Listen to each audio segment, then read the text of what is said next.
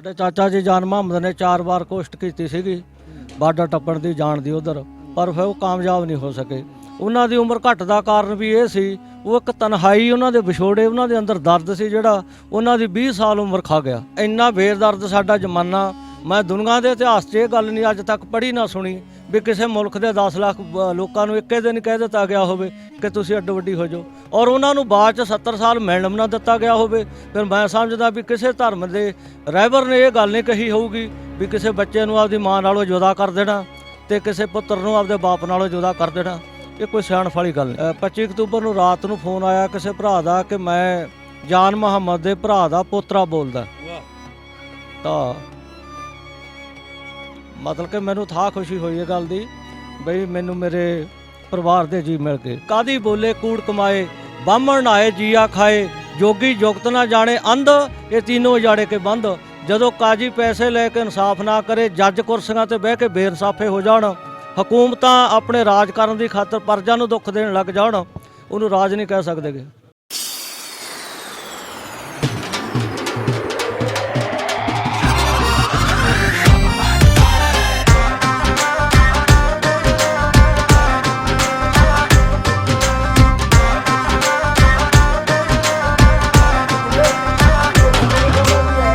ਚੜ੍ਹਦੇ ਪੰਜਾਬ ਤੋਂ ਲਹਿੰਦੇ ਹੱਲ ਆਉਂਦੇ ਨੇ, ਲਹਿੰਦੇ ਪੰਜਾਬ ਵਾਲੇ ਟੁਕੜੇ ਵੰਡਾਉਂਦੇ ਨੇ।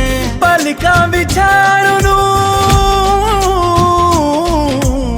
ਸੀਨੇ ਨਾਲ ਲਾਣ ਨੂੰ ਬੈਠਿਆਂ ਤਿਆਰ, ਜੀ ਆਏ ਸਿੱਖ ਸਰਦਾਰ, ਜੀ ਆਏ ਸੋਹਣੇ ਸਿੱਖ ਸਰਦਾਰ।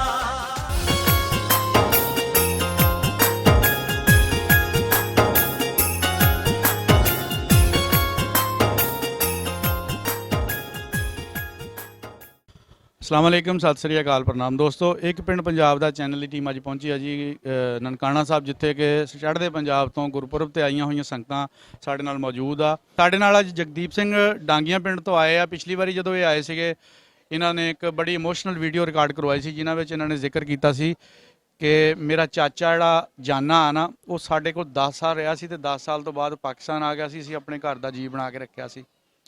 ਸੋਸ਼ਲ ਮੀਡੀਆ ਨੇ ਜਿੱਥੇ ਤੱਕ ਮਤਲਬ ਹੋ ਸਕਿਆ ਆ, ਬਹੁਤ ਸਾਰੀਆਂ ਜਿਹੜੀਆਂ ਅਗਰ ਪੋਜ਼ੀਟਿਵ ਤਰੀਕੇ ਨਾਲ ਆਪਾਂ ਲਈਏ ਤਾਂ ਬਹੁਤ ਸਾਰੇ ਵਿਛੜੇ ਹੋਏ ਲੋਕ ਮਿਲਾਤੇ, ਜਿਹੜੇ 74-75 ਸਾਲ ਤੋਂ ਇੱਕ ਦੂਸਰੇ ਨਾਲ ਵੱਖ ਹੋਏ ਸੀਗੇ ਪਾਰਟੀਸ਼ਨ 1947 ਨੂੰ ਲੈ ਕੇ। ਉਹਦੇ ਵਿੱਚ ਸੋਸ਼ਲ ਮੀਡੀਆ ਦਾ ਬਹੁਤ ਬੜਾ ਕਿਰਦਾਰ ਆ, ਜਿਨ੍ਹਾਂ ਨੇ ਇਹਨਾਂ ਨੂੰ ਨੇੜੇ ਕੀਤਾ ਔਰ ਮਿਲਾਇਆ, ਵਿਛੜੇ ਹੋਏ ਰਿਸ਼ਤੇ ਮਿਲਾਏ। ਇਹਨਾਂ ਦੀ ਵੀਡੀਓ ਜਿਹੜੀ ਆ ਨਾ ਉਹ ਚੈਨਲ ਤੇ ਵੀ ਚੱਲੀ, ਉਸ ਤੋਂ ਬਾਅਦ ਫਿਰ ਸੋਸ਼ਲ ਜਿਹੜੇ ਸੋਰਸ ਹੈ ਉਹਨਾਂ ਦੇ ਵੀ ਚੱਲੀ, ਟਿਕਟੋਕ ਤੇ ਵੀ ਚੱਲੀ, ਭਾਈ ਰਸ਼ੀਦ ਨੇ ਪਾਈ, ਉਹ ਕਾਫੀ ਚੱਲੀ। ਉਹ ਫਿਰ ਵੀਡੀਓ ਉਹਨਾਂ ਲੋਕਾਂ ਤੱਕ ਪਹੁੰਚ ਗਈ ਜਿਨ੍ਹਾਂ ਲੋਕਾਂ ਦੀ ਇਹਨਾਂ ਨੇ ਜ਼ਿਕਰ ਕੀਤਾ ਸੀਗਾ, ਯਾਨੀ ਚਾਚਾ ਜਾਨੇ ਦੀ ਫੈਮਿਲੀ ਤੱਕ ਉਹ ਵੀਡੀਓ ਪਹੁੰਚ ਗਈ। ਉਹ ਚਾਚਾ ਜਾਨੇ ਦੀ ਫੈਮਿਲੀ ਨਾਲ ਇਹਨਾਂ ਦਾ ਫਿਰ ਮੁੜ ਕੇ ਰਾਬਤਾ ਹੋ ਗਿਆ। ਆਪਾਂ ਇਹਨਾਂ ਨੂੰ ਪੁੱਛਣਾ ਆ ਕਿ ਉਹ ਕਿਸ ਤਰ੍ਹਾਂ ਰਾਬਤਾ ਹੋਇਆ, ਕੀ ਗੱਲਬਾਤ ਹੋਈ ਆ, ਕੀ ਉਹਨਾਂ ਦੇ ਇਮੋਸ਼ਨ ਸੀਗੇ, ਕੀ ਉਹਨਾਂ ਦੇ ਜਜ਼ਬਾਤ ਸੀਗੇ ਜਦੋਂ ਉਹਨਾਂ ਦੀ ਪਹਿਲੀ ਵਾਰੀ ਗੱਲ ਹੋਈ ਜੀ। ਪਹਿਲੇ ਤਾਂ ਜੀ ਵੈਲਕਮ ਕਰਦੇ ਹਾਂ ਤੁਹਾਨੂੰ ਪੰਜਾਬ ਦੀ, ਪਾਕਿਸਤਾਨ ਦੀ ਪਵਿੱਤਰ ਧਰਤੀ ਤੇ, ਨਨਕਾਣਾ ਸਾਹਿਬ ਦੀ ਧਰਤੀ ਤੇ ਤੁਸੀਂ ਆਏ ਹੋ। ਤੁਹਾਨੂੰ ਅਸੀਂ ਪੂਰੇ ਪਾਕਿਸਤਾਨ ਦੀ ਤਰਫੋਂ ਵੈਲਕਮ ਕਰਦੇ ਹਾਂ।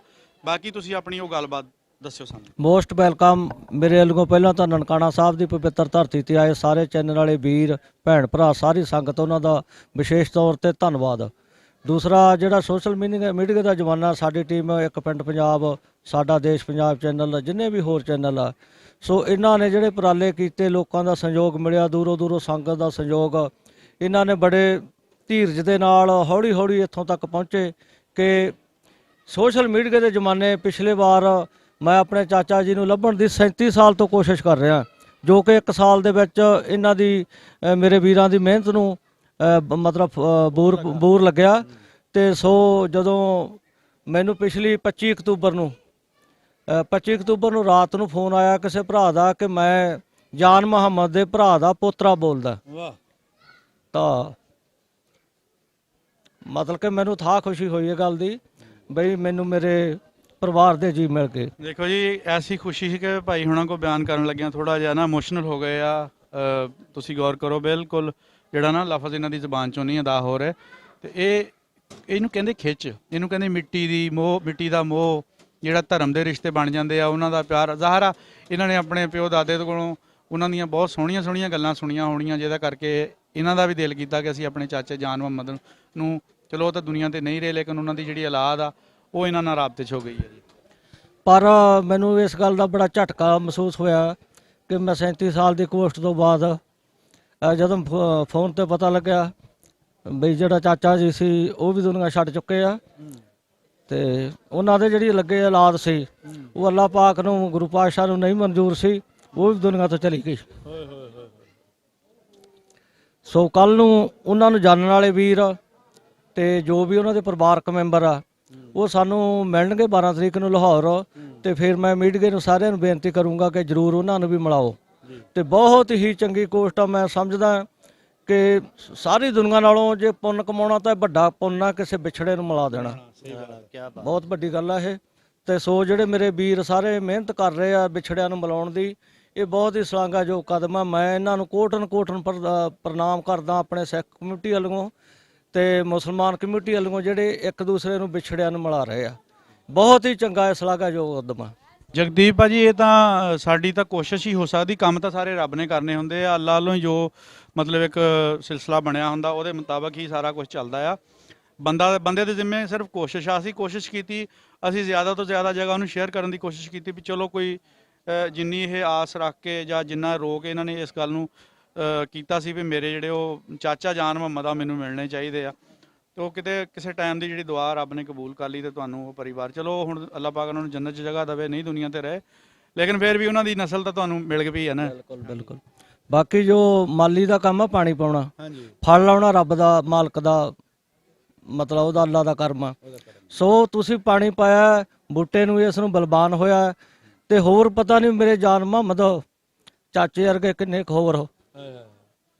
ਬਿਲਕੁਲ ਜੀ, ਇਹ ਤਾਂ ਬਹੁਤ ਕੰਮ ਲੇਟ ਸ਼ੁਰੂ ਹੋਇਆ, ਅਗਰ ਥੋੜਾ ਜਿਹਾ 10 ਸਾਲ ਪਹਿਲੇ ਵੀ ਸ਼ੁਰੂ ਹੋ ਜਾਂਦਾ ਨਾ ਜੀ, ਉਸ ਤੋਂ ਫਿਰ ਬਹੁਤ ਸਾਰੀਆਂ ਜਿਹੜੀਆਂ ਪਿਆਸੀਆਂ ਰੂਹਾਂ ਸੀਗੀਆਂ, ਤੜਫਦੀਆਂ ਰੂਹਾਂ ਸੀਗੀਆਂ, ਜਿਹੜੀਆਂ ਮਿਲਣ ਦੀ ਤਾਂਘ ਲੈ ਕੇ ਇਸ ਦੁਨੀਆ ਤੋਂ ਚਲੇ ਗਈਆਂ। ਦੇਖੋ ਇੰਨਾ ਵਡਾਂਗਾ ਹੋਇਆ, ਇੰਨੀ ਮਾਰ ਵੱਢ, ਆਪਣਾ ਪੂਰਾ ਜਿਹੜਾ ਘਰ ਭਰੇ ਹੋਏ ਛੱਡ ਕੇ, ਮਾਲ ਡੰਗਰ ਜਾਨ ਮਾਲ ਸਾਰੀ ਛੱਡ ਕੇ ਆ ਗਏ ਜਾਨ ਤਲੀ ਤੇ ਰੱਖ ਕੇ, ਲੇਕਿਨ ਉਹਦੇ ਬਾਵਜੂਦ ਇੱਕ ਤਾਂਘ ਸੀ ਪਿੱਛੇ ਜਾਣ ਦੀ, ਉਹ ਮਰਦੇ ਦਮ ਤੱਕ ਰਹੀ। ਵੀ ਕਈ ਬੰਦੇ ਤਾਂ ਸਾਨੂੰ ਐਸੇ ਵੀ ਇੰਟਰਵਿਊ ਦੇ ਵਿੱਚ ਦੱਸਦੇ ਆ, ਕਹਿੰਦੇ ਸਾਨੂੰ ਅਗਰ ਅੱਜ ਆਰਡਰ ਹੋ ਜਾਵੇ ਅਸੀਂ ਆਪਣਾ ਫੇਰ ਚੱਲ ਜੀ ਆਪਣੇ ਦੇਸ਼, ਯਾਨੀ ਉਹ ਦੇਸ਼ ਦਾ ਲਫ਼ਜ਼ ਇਸਤੇਮਾਲ ਕਰਦੇ ਹੁੰਦੇ ਸੀਗੇ। ਸਾਡੇ ਚਾਚਾ ਜੀ ਜਾਨ ਮੁਹੰਮਦ ਨੇ 4 ਵਾਰ ਕੋਸ਼ਿਸ਼ ਕੀਤੀ ਸੀਗੀ ਬਾਰਡਰ ਟੱਪਣ ਦੀ, ਜਾਣ ਦੀ ਉਧਰ, ਪਰ ਫਿਰ ਉਹ ਕਾਮਯਾਬ ਨਹੀਂ ਹੋ ਸਕੇ।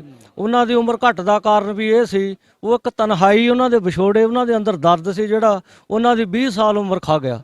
ਮੈਂ ਇਹ ਕਹਿਣਾ ਗੱਲ ਸਾਰੇ ਸਰਕਾਰਾਂ ਨੂੰ ਵੀ ਤੁਹਾਨੂੰ ਇਹ ਉਪਰਾਲੇ 20 ਸਾਲ ਪਹਿਲਾਂ ਕਰ ਲੈਣੇ ਚਾਹੀਦੇ ਸੀ। ਸੋਸ਼ਲ ਮੀਡੀਆ ਦਾ ਜ਼ਮਾਨਾ ਉਦੋਂ ਬੇਸ਼ੱਕ ਨਹੀਂ ਸੀ, ਪਰ ਤੁਸੀਂ ਅੱਜ ਵੀ ਨਹੀਂ ਕਰ ਰਹੇ। ਅੱਜ ਵੀ ਸੋਸ਼ਲ ਮੀਡੀਆ ਤੋਂ ਜਿਹੜੇ ਨੌਜਵਾਨ ਸਾਡੇ ਭਰਾ ਇਹ ਕਰ ਰਹੇ ਆ, ਜੋ ਕੰਮ ਇਹ ਕਰ ਰਹੇ ਆ ਬਹੁਤ ਸ਼ਲਾਘਾਯੋਗ ਆ, ਪਰ ਇਹ ਗੌਰਮੈਂਟਾਂ ਨੂੰ ਕਰਨਾ ਜ਼ਰੂਰੀ ਸੀ, ਕਿਉਂਕਿ 10 ਲੱਖ ਪੰਜਾਬੀਆਂ ਦਾ ਜਾੜਾ ਹੋਇਆ, ਇਨਸਾਫ ਇੱਕ ਨੂੰ ਵੀ ਨਹੀਂ ਮਿਲਿਆ। ਇਹ ਬਹੁਤ ਵੱਡੀ ਗੱਲ ਆ ਕਿ ਕਿਸੇ ਬੱਚੇ ਦਾ 4 ਸਾਲ ਦੇ ਦਾ, 2 ਸਾਲ ਦੇ ਦਾ, ਸਾਲ ਦੇ ਬੱਚੇ ਦਾ ਜਿਹੜਾ ਕੁਛੜ ਆਪਦੀ ਮਾਂ ਦੀ ਆ ਰਿਹਾ ਹੈ, ਉਹਦਾ ਤਾਂ ਕੋਈ ਕਸੂਰ ਨਹੀਂ। ਬਹੁਤ ਮਾੜਾ ਇਹ ਟਾਈਮ ਸੀਗਾ, ਔਰ ਇਹਦੇ ਵਿੱਚ ਜਿਹੜੇ ਨੁਕਸਾਨ ਅਗਰ ਆਪਾਂ ਅੱਜ ਦੀ ਨਸਲ ਨੂੰ ਦੱਸੀਏ ਤਾਂ ਉਹ ਕਦੇ ਵੀ ਨਹੀਂ ਮੰਨਦੇ ਵੀ ਇਦਾਂ ਹੋ ਸਕਦਾ ਜਾਂ ਇਦਾਂ ਹੋਇਆ ਹੋਊਗਾ, ਲੇਕਿਨ ਇਹ ਸਾਰੀਆਂ ਜਿਹੜੀਆਂ ਘਟਨਾਵਾਂ ਜਿਹੜੀਆਂ ਹੋਈਆਂ ਆ, ਮੈਂ ਕਹਿੰਦਾ ਇੰਨਾ ਬੇਦਰਦ ਸਾਡਾ ਜ਼ਮਾਨਾ, ਮੈਂ ਦੁਨੀਆ ਦੇ ਇਤਿਹਾਸ 'ਚ ਇਹ ਗੱਲ ਨਹੀਂ ਅੱਜ ਤੱਕ ਪੜ੍ਹੀ ਨਾ ਸੁਣੀ ਵੀ ਕਿਸੇ ਮੁਲਕ ਦੇ 10 ਲੱਖ ਲੋਕਾਂ ਨੂੰ ਇੱਕੇ ਦਿਨ ਕਹਿ ਦਿੱਤਾ ਗਿਆ ਹੋਵੇ ਕਿ ਤੁਸੀਂ ਅੱਡੋ ਵੱਡੀ ਹੋ ਜਾਓ, ਔਰ ਉਹਨਾਂ ਨੂੰ ਬਾਅਦ 'ਚ 70 ਸਾਲ ਮਿਲਣ ਨਾ ਦਿੱਤਾ ਗਿਆ ਹੋਵੇ। ਫਿਰ ਮੈਂ ਸਮਝਦਾ ਵੀ ਕਿਸੇ ਧਰਮ ਦੇ ਰਹਿਬਰ ਨੇ ਇਹ ਗੱਲ ਨਹੀਂ ਕਹੀ ਹੋਊਗੀ ਵੀ ਕਿਸੇ ਬੱਚੇ ਨੂੰ ਆਪਦੀ ਮਾਂ ਨਾਲੋਂ ਜੁਦਾ ਕਰ ਦੇਣਾ ਤੇ ਕਿਸੇ ਪੁੱਤਰ ਨੂੰ ਆਪਦੇ ਬਾਪ ਨਾਲੋਂ ਜੁਦਾ ਕਰ ਦੇਣਾ, ਇਹ ਕੋਈ ਸਿਆਣਪ ਵਾਲੀ ਗੱਲ ਨਹੀਂ। ਇਹਦੇ ਵਿੱਚ ਜੀ ਅਗਰ ਤੁਸੀਂ ਗੱਲ ਕੀਤੀ ਆ ਵੀ ਮਿਲਣ ਨਹੀਂ ਦਿੱਤਾ ਆ, ਗੌਰਮੈਂਟਾਂ ਦੇ ਕਾਨੂੰਨ ਆਪਣੀ ਜਗ੍ਹਾ, ਲੇਕਿਨ ਜਿਹੜਾ ਪੇਡ ਮੀਡੀਆ ਸਾਡੇ ਦੋਵਾਂ ਮੁਲਕਾਂ ਦਾ ਸੀ, ਜਿਨ੍ਹਾਂ ਨੇ ਜ਼ਹਿਰ ਉਗਲਿਆ, ਜਿਨ੍ਹਾਂ ਨੇ ਬਕਾਊ ਮੀਡੀਆ ਨੇ ਸੱਚ ਨਹੀਂ ਦੱਸਿਆ, ਔਰ ਸੱਚ ਅੱਜ ਸੋਸ਼ਲ ਮੀਡੀਆ ਦੇ ਰਾਹੀਂ ਤੁਹਾਡੇ ਸਾਹਮਣੇ ਆ ਰਿਹਾ ਆ। ਪਛਤਾਵਾ ਵੀ ਹੋ ਰਿਹਾ ਕਿ ਅਸੀਂ 70 ਸਾਲ ਇੱਕ ਦੂਜੇ ਤੋਂ ਕਿਉਂ ਪਿੱਛੇ ਰਹੇ। ਉਹਨਾਂ ਨੂੰ ਦੱਸਿਆ ਗਿਆ ਵੀ ਤੁਹਾਡੇ ਹੀ ਵੱਡੇ ਆ, ਇਹਨਾਂ ਨੂੰ ਦੱਸਿਆ ਗਿਆ ਕਿ ਤੁਹਾਡੇ ਹੀ ਵੱਡੇ ਆ, ਜਦਕਿ ਦੋਵਾਂ ਸਾਈਡਾਂ ਦਾ ਨੁਕਸਾਨ ਹੋਇਆ ਸੀਗਾ। ਹਾਂਜੀ, ਉਹ ਗੱਲ ਹੋ ਗਈ ਜਿਵੇਂ ਇੱਕ ਕਹਾਵਤ ਆ, ਗੁਰੂ ਨਾਨਕ ਪਾਤਸ਼ਾਹ ਨੇ ਸੱਜਣ ਠੱਗ ਵੇਲੇ ਇਹ ਗੱਲ ਕਹੀ ਸੀਗੀ ਕਿ ਲੋਕ ਹਿੱਤਾਂ ਤੇ ਪਾ ਕੇ ਪੜਦੇ, ਸੱਜਣ ਠੱਗ ਗੱਦੀਆਂ ਲਈ ਲੜਦੇ। ਮਨ ਧੜਕਬਾਜ਼ ਨਾ ਕਹਿ ਰਿਹਾ ਵੀ ਇਹ ਦੋਏ ਇਹ ਸੱਜਣ ਠੱਗ ਹੈ, ਗੱਦੀ ਦੀ ਖਾਤਰ ਲੜਦੇ, ਆਵਾਮ ਦੇ ਭਲੇ ਦੀ ਖਾਤਰ ਇਹਨਾਂ ਨੇ ਕੁਝ ਨਹੀਂ ਕੀਤਾ। ਸੋ ਜਿਹੜਾ ਮੀਡੀਆ, ਸੋਸ਼ਲ ਮੀਡੀਆ, ਇਹਦੇ ਜ਼ਰੀਏ ਜਿਹੜੇ ਵਿਛੜੇ ਪਰਿਵਾਰ ਆ, ਵਿਛੜੇ ਲੋਕ ਆ, ਮਿਲ ਸਕੇ ਆ।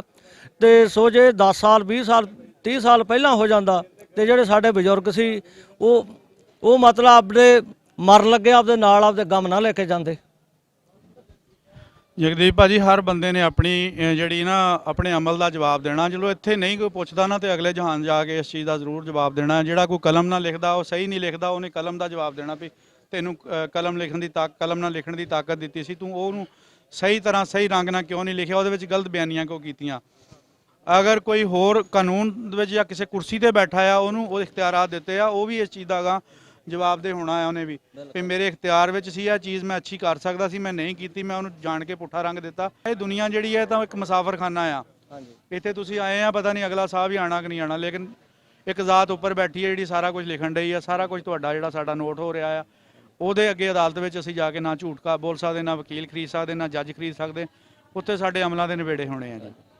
ਗੁਰੂ ਨਾਨਕ ਪਾਤਸ਼ਾਹ ਦੀ ਜਨਮ ਸਥਾਨ ਧਰਤੀ ਆ, ਜਿਹੜੇ ਐਡੇ ਪੈਗੰਬਰ ਰਹਿਬਰ ਸੀ ਜਗਤ ਦੇ, ਉਹਨਾਂ ਨੇ ਉਸ ਵੇਲੇ ਦੇ ਹਾਕਮ ਨੂੰ ਇਹ ਗੱਲ ਕਹੀ ਸੀ, ਕਾਦੀ ਬੋਲੇ ਕੂੜ ਕਮਾਏ, ਬਾਹਮਣ ਨਾਏ ਜੀਆ ਖਾਏ, ਜੋਗੀ ਜੁਗਤ ਨਾ ਜਾਣੇ ਅੰਧ, ਇਹ तीनों ਉਜਾੜੇ ਕੇ ਬੰਦ। ਜਦੋਂ ਕਾਜੀ ਪੈਸੇ ਲੈ ਕੇ ਇਨਸਾਫ ਨਾ ਕਰੇ, ਜੱਜ ਕੁਰਸੀਆਂ ਤੇ ਬਹਿ ਕੇ ਬੇਇਨਸਾਫੇ ਹੋ ਜਾਣ, ਹਕੂਮਤਾਂ ਆਪਣੇ ਰਾਜ ਕਰਨ ਦੀ ਖਾਤਰ ਪਰਜਾ ਨੂੰ ਦੁੱਖ ਦੇਣ ਲੱਗ ਜਾਣ, ਉਹਨੂੰ ਰਾਜ ਨਹੀਂ ਕਹਿ ਸਕਦੇਗੇ। ਇਸ ਕਰਕੇ ਜੋ ਵੀ ਅੱਜ ਮਨੁੱਖਤਾ ਦੀ ਭਲਾਈ ਵਾਸਤੇ ਮੈਂ ਸਰਕਾਰਾਂ ਨੂੰ ਗੁਜ਼ਾਰਿਸ਼ ਕਰਦਾ ਵੀ ਜੋ 550 ਸਾਲ ਪਹਿਲਾਂ ਗੁਰੂ ਨਾਨਕ ਪਾਤਸ਼ਾਹ ਨੇ ਸੁਨੇਹਾ ਦਿੱਤਾ ਸੀ ਜਗਤ ਨੂੰ, ਉਹ ਸੁਨੇਹੇ ਤੇ ਅਮਲ ਕਰਨ ਲੱਗ ਜਾਓ। ਤੁਹਾਡੀ ਭਲਾਈ ਤਾਂ ਹੀ ਆ। ਇਹ ਹਕੂਮਤਾਂ ਬਾਦਸ਼ਾਹੀਆਂ ਨਹੀਂ ਸਦਾ ਰਹਿਣਗੀਆਂ, ਇਹ ਚੰਦ ਦਿਨ ਦੀਆਂ ਪਰਾਉਣੀਆਂ, ਪਰ ਜਿਹੜਾ ਕੁਦਰਤ ਦਾ ਨਿਜ਼ਾਮ ਆ ਇਹ ਸਾਰਾ ਕੁਝ ਆਪਣੇ ਨਾਲ ਲੈ ਕੇ ਚੱਲਦਾ। ਇਹ ਇਨਸਾਫ ਸੱਚ ਦੀ ਆਵਾਜ਼ ਇੱਕ ਦਿਨ ਸਾਹਮਣੇ ਆ ਸਕਦੀ ਆ। ਮੈਂ ਤਾਂ ਚਾਹੁੰਦਾ ਗੁਜ਼ਾਰਿਸ਼ ਵੀ ਕਰ ਸਕਦੇ ਹਾਂ ਅਸੀਂ ਵੀ ਇਹ ਸਰਹੱਦਾਂ ਢਹਿ ਜਾਣ, ਇਹ ਬਾਰਡਰ ਮੁੱਕ ਜਾਣ, ਲੋਕ ਇੱਕ ਦੂਜੇ ਨੂੰ ਮਿਲਣ, ਅਮਨ ਮਾਨ ਨਾਲ ਰਹਿਣ।